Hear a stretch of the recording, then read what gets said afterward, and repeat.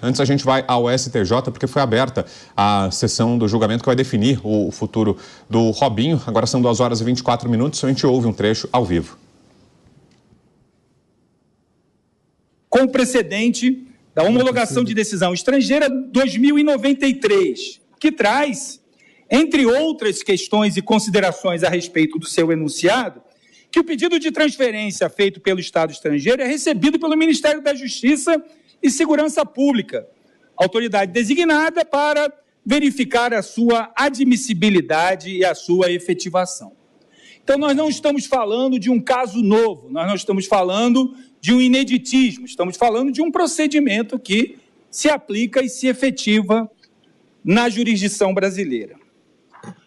Quando avançamos na reflexão daquilo que foi apresentado como tese defensiva e que precisa ser entendido, e aqui, do lugar que ocupo na condição de advogado do amigo da corte, aquele que traz elementos para orientar, debater, alimentar, incrementar o debate, é preciso entender que o procedimento de homologação de uma decisão estrangeira nada mais é do que, senão, o reconhecimento de premissas do Estado civilizatório.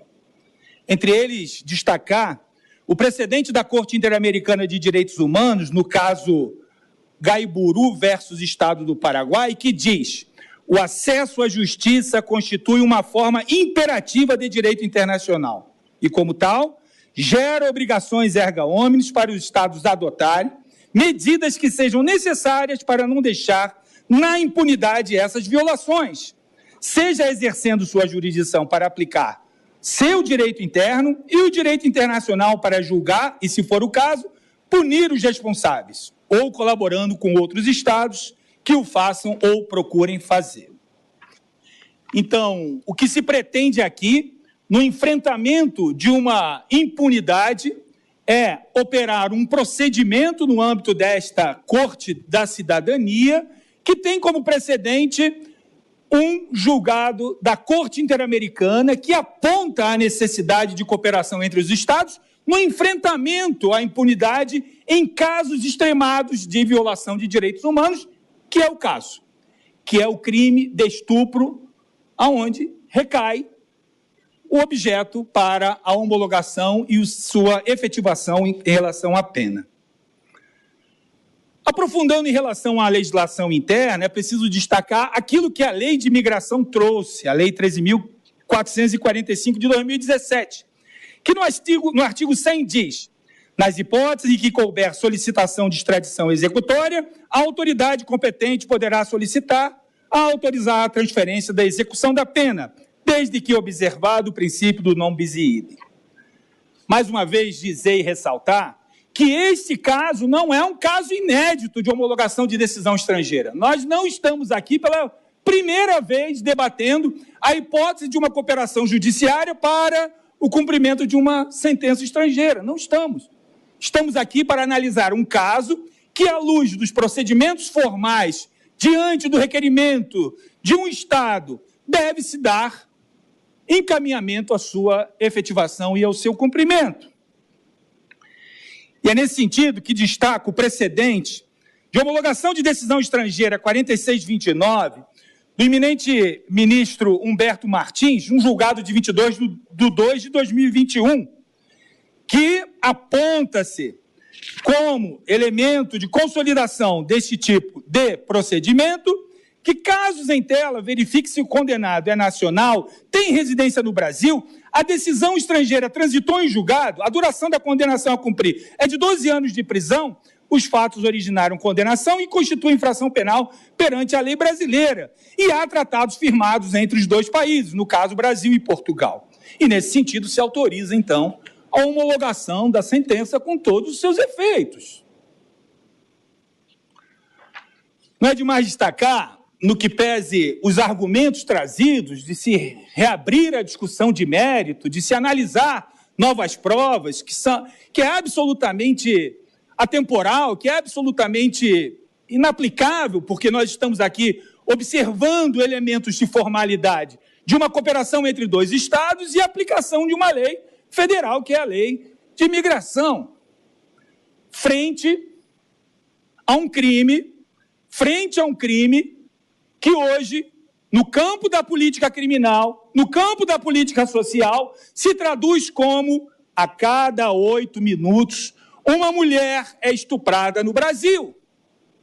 Dar vazão a narrativas que quer concorrer o caráter humanitário de um lado ou do outro para se argumentar, inclusive em relação ao princípio da dignidade humana ou de uma apropriação indevida do racismo para justificar a não homologação, é uma violação não só a todos os precedentes que estamos falando aqui desta Corte Superior, como também em relação às normas já aqui mencionadas.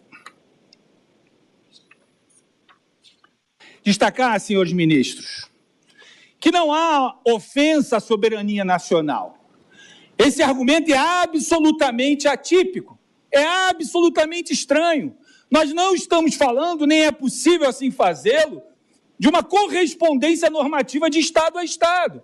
O que está se levando em consideração é a existência de uma cooperação judiciária entre 2 Estados, uma lei de imigração e um grave crime de violação de direitos humanos contra as mulheres. É disso que nós estamos ancorando a posição da União Brasileira de Mulheres em relação à necessidade da homologação dessa decisão estrangeira. Também não há que se falar numa interpretação a respeito da aplicação temporal em relação àquilo que o artigo 100 traz na lei de imigração no que diz respeito à sua natureza penal ou à sua natureza processual.